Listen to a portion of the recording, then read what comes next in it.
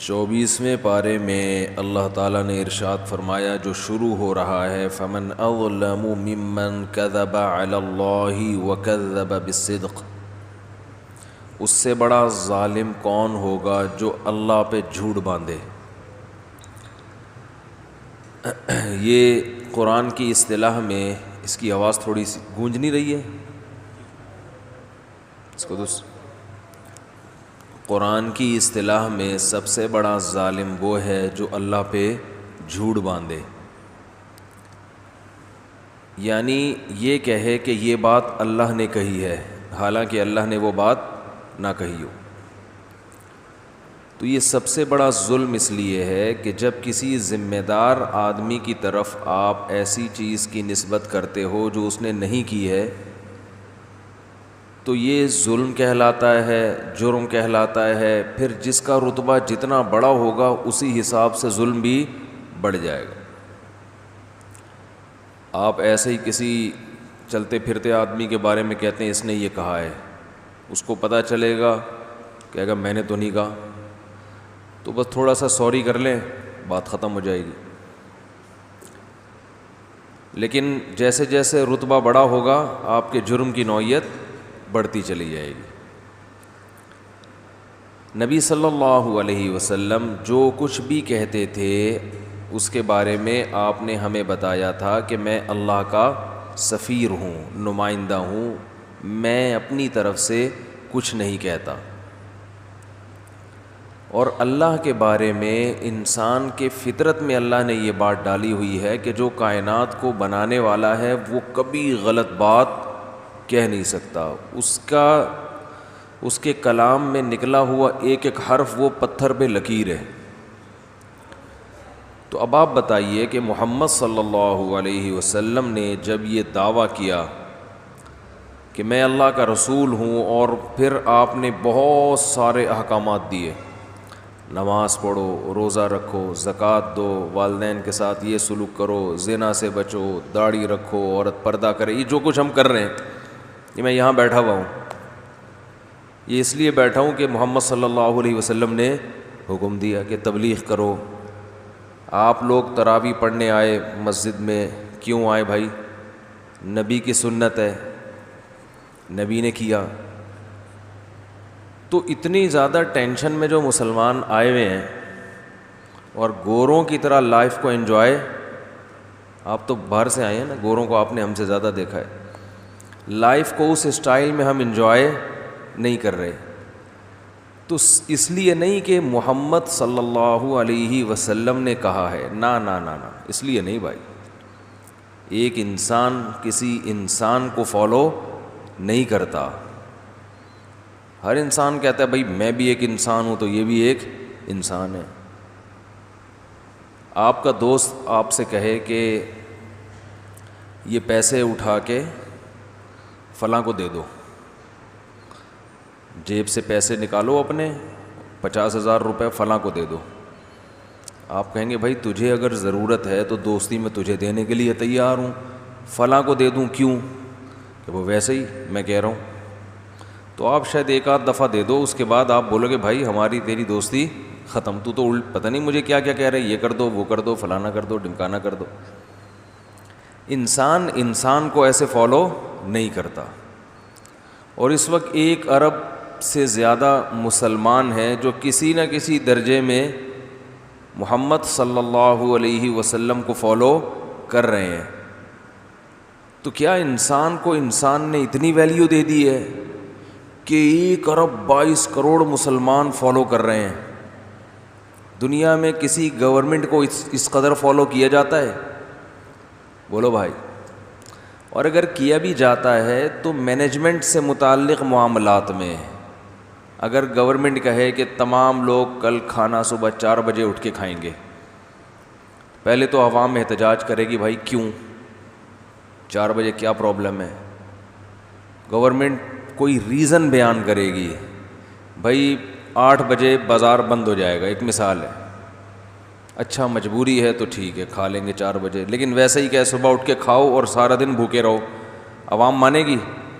2-4 دفعہ جب ایسے ہوگا تو عوام گورنمنٹ ہی بدل دے گی، بولے گی اس کو باہر نکالو، الٹے آرڈر دے رہا ہے یہ. کیا خیال ہے بھائی؟ لیکن آپ دیکھو مسلمان صبح 4 بجے اٹھ کے کھا رہے ہیں، اور 1400 سال سے رمضان میں صبح 4 بجے اٹھتے ہیں، مغرب کے بعد افطار کرتے ہیں. پوری کھانے کی روٹین کروڑوں لوگوں کی صدیوں سے رمضان میں چینج ہو جاتی ہے. یہ کس کے کہنے پہ ہو رہا ہے بھائی؟ ایک ایسی شخصیت کے کہنے پر جن کو لکھنا پڑھنا نہیں آتا تھا. میرا خیال ہے بات سمجھ میں آ نہیں رہی ہے آج، کچھ ایسے لگ رہے ہیں، بجھے سے لگ رہے ہیں آپ. بھائی جن کو نہ لکھنا آتا تھا نہ پڑھنا آتا تھا، نہ کسی یونیورسٹی میں وہ پڑھے ہوئے تھے، ہیں بھائی، پیدا بھی ریگستانوں میں ہوئے، تہذیب سے بالکل دور. یا تو کوئی سائنس ٹیکنالوجی کے زمانے میں کوئی بہت پڑھا لکھا سائنٹسٹ ہوتا اور اس کی ایجادات اتنی ہوتی، ہم اس سے ویسے ہی محبت میں پاگل ہو جاتے. ہم کہتے بھائی اس نے کہا یہ کرو تو ہم یہ کرتے، اس نے کہا 5 وقت نماز پڑھو تو ہم پڑھیں گے. آج کل کوئی کسی کی محبت میں اتنا پاگل ہوتا ہے؟ اپنے والدین پر نہیں ہوتے جن کے اتنے احسانات ہیں، تو کسی سائنٹسٹ یا کسی پروفیسر پہ کہاں ہوتے؟ تو دنیا میں کوئی کسی کی اتنی اطاعت کر ہی نہیں سکتا جتنی اس دنیا میں محمد صلی اللہ علیہ وسلم کو فالو کیا گیا ہے، اور اب بھی کیا جا رہا ہے. کم از کم میں تو نہیں کرتا، سیدھی سی بات. میرے ابا مجھے کہتے تھے، بہت سارے کاموں کا کہتے تھے، حالانکہ ابا تھے، وہ یہ کہتے تھے بھائی تو یہ پڑھ لے، یہ کر لے. صحیح کہتے رہتے ہیں نا ابا.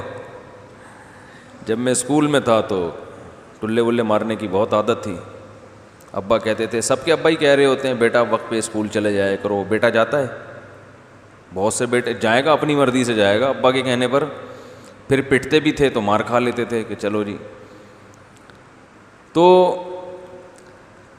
کوئی بھی نہیں فالو کرتا کسی کو اتنا زیادہ.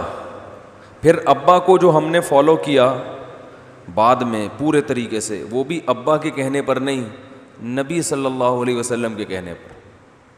پتہ چلا جی والدین کے یہ حقوق ہیں. ان کی مار میں بھی اللہ نے برکت رکھی ہے تو پٹ بھی لیتے تھے، یہ کہہ کے بھائی اللہ نے حکم دیا ہے کہ پٹو تو برداشت کرو، ٹھیک ہے نا. تو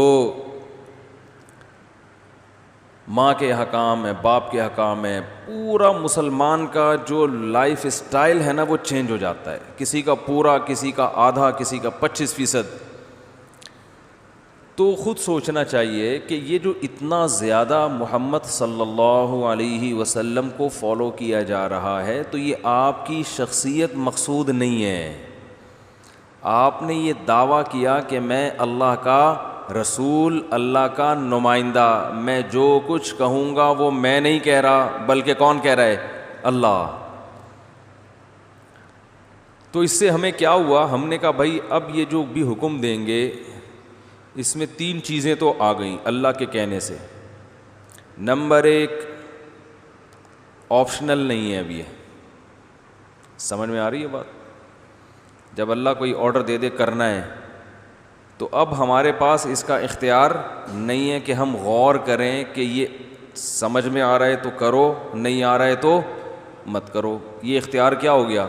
ختم. کیونکہ اللہ کا حکم غلط نہیں ہو سکتا. اللہ جھوٹ نہیں بولتا، معاذ اللہ، جھوٹا نہیں ہو سکتا.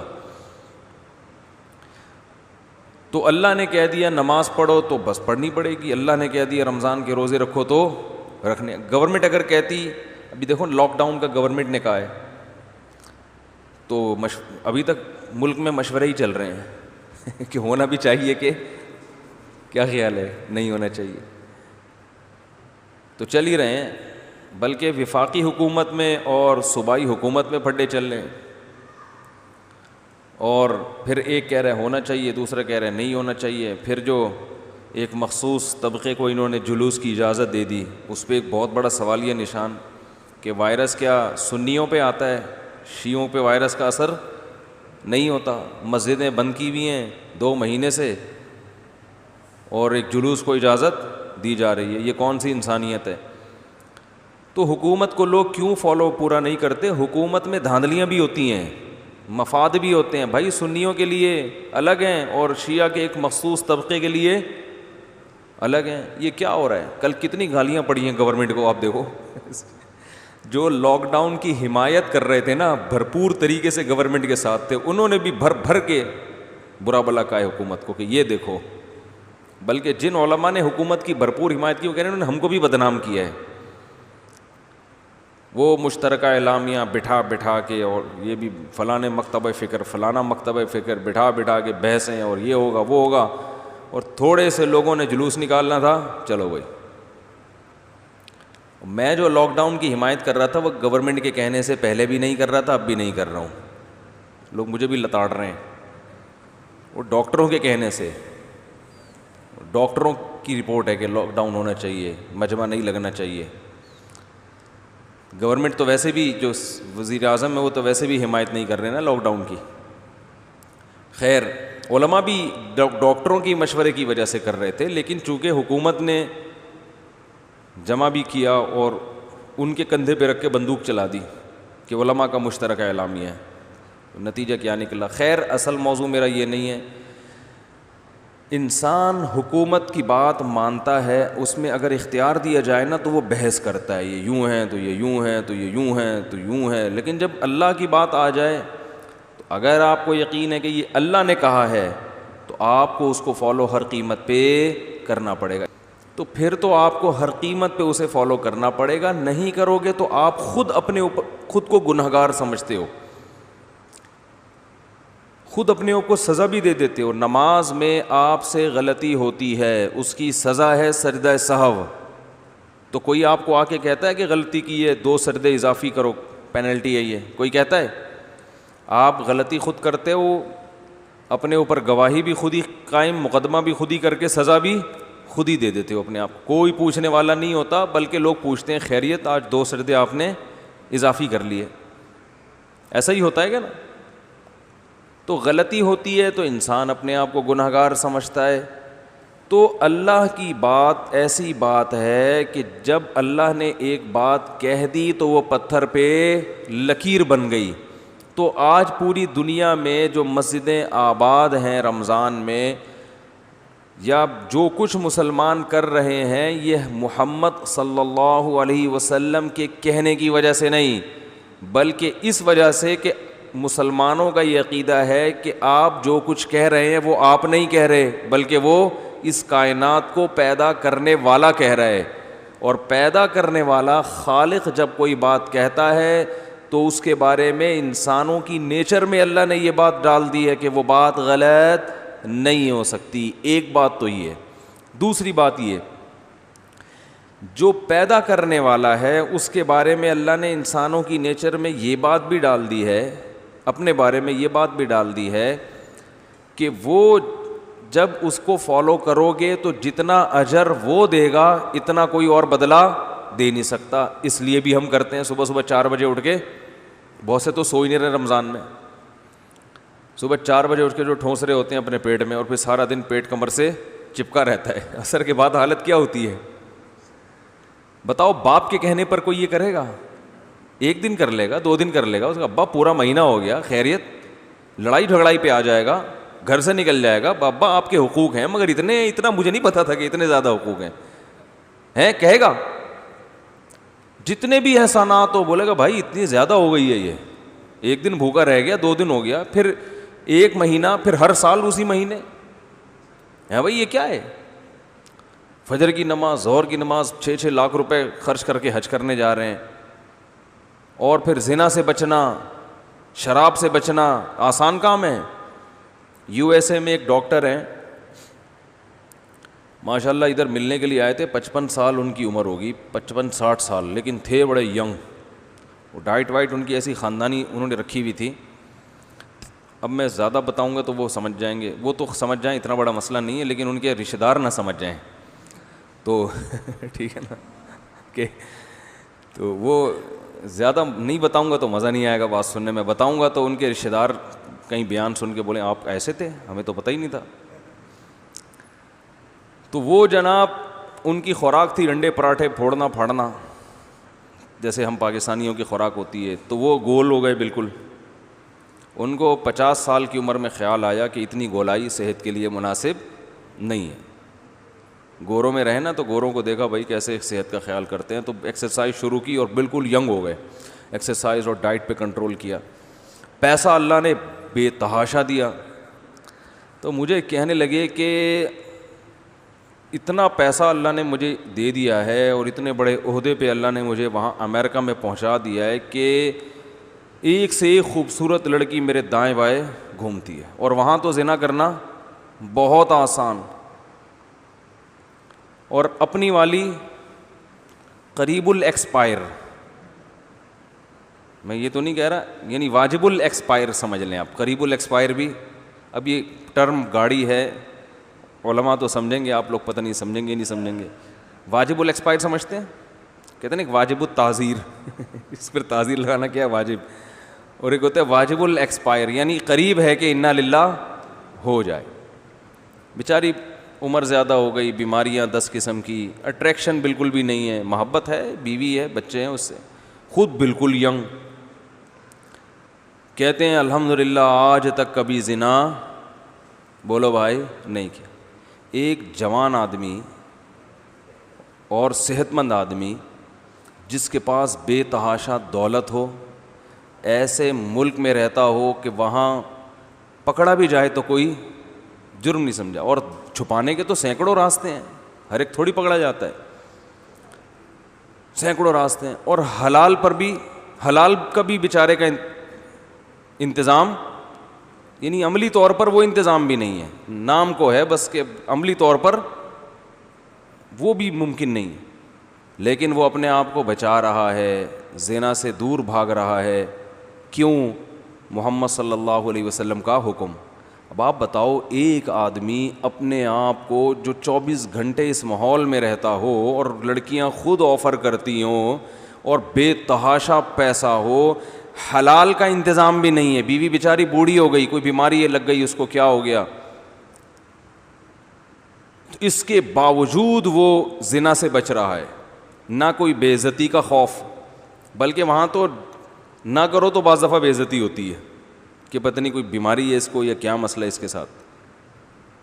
اور دوسری شادی کرے گا تو پکڑا جائے گا, پٹے گا ٹھیک ہے نا,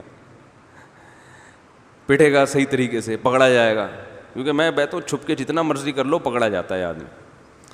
تو ایسی صورت میں ایک USA کا ایک ایجوکیٹڈ ڈاکٹر, وہ فالو کس کو کر رہا ہے؟ 1400 سال پہلے پیدا ہونے والے ایک عربی کو, جن کی قوم بھی الگ, زبان بھی الگ, اور امی, نہ لکھنا جانتے اور نہ پڑھنا جانتے. یہ عجیب بات ہے یا نہیں ہے؟ اور فالو بھی کتنے مشکل حکم میں. انہوں نے بولا تھا 1400 سال پہلے کہ زنا کرنے والے کی سزا جہنم کی آگ ہے. اس آگ کو بھی نہیں دیکھا, اس جہنم کو بھی نہیں دیکھا, اور آج تک کسی کو جلتا ہوا دیکھا بھی نہیں ہے. زنا میں کسی کو نہیں دیکھا کوئی زنا کر کے جلاؤ. بلکہ میڈیکل سائنس جو ان کا شعبہ ہے, وہ میڈیکل سائنس تو بتا رہی ہے مرنے کے بعد مٹی ہو کے ختم ہو جاتے ہیں. وہ برزخ کسی لیبارٹری میں بھی دریافت نہیں ہو سکی آج تک. پھر بھی اور اتنے شدید ترین حکم میں فالو کر رہے ہیں کس کو؟ ایک امی کو, 1400 سال. تو بھائی یہ کیا ہے؟ اصل میں اس امی کو فالو اس لیے کیا جا رہا ہے کہ اس امی کی زبان سے نکلا ہوا ہر حرف, اس کے بارے میں ان کا یہ کانسیپٹ ہے کہ یہ ان کا نہیں ہے, یہ کس کا ہے؟ اس کائنات کو بنانے والے کا ہے. تو چونکہ جب آپ اللہ کی طرف نسبت کر کے کوئی بات کہتے ہیں تو وہ اتنی اسٹرانگ ہو جاتی ہے کہ اس کا ایسا اثر کہ 2000 سال 1500 سال کے بعد بھی لوگ آپ کو فالو کریں گے. تو اس لیے اللہ نے فرمایا کہ اللہ کی طرف نسبت کر کے کوئی بات کہنا یہ ہلکا معاملہ نہیں ہے. اگر آپ نے جھوٹ نسبت کر دی تو ومن ازلم, اس سے بڑا ظالم اللہ کی نظر میں کوئی ہو نہیں سکتا, کیونکہ اس کا امپیکٹ بہت زیادہ ہے. تو اسی لیے محمد صلی اللہ علیہ وسلم یا تو اگر معاذ اللہ نقل کفر نباشد اللہ کی طرف آپ نے جو باتیں کی ہیں معاذ اللہ اگر وہ جھوٹی ہیں تو پھر یہ معمولی نوعیت کا جرم بولو بھائی نہیں ہے، اور اگر یہ سچی ہیں تو بھائی جتنا ہم پھر فالو کر رہے ہیں نا یہ بھی کم کر رہے ہیں. ہمیں مکمل اپنے آپ کو محمد صلی اللہ علیہ وسلم کے حوالے کرنا پڑے گا.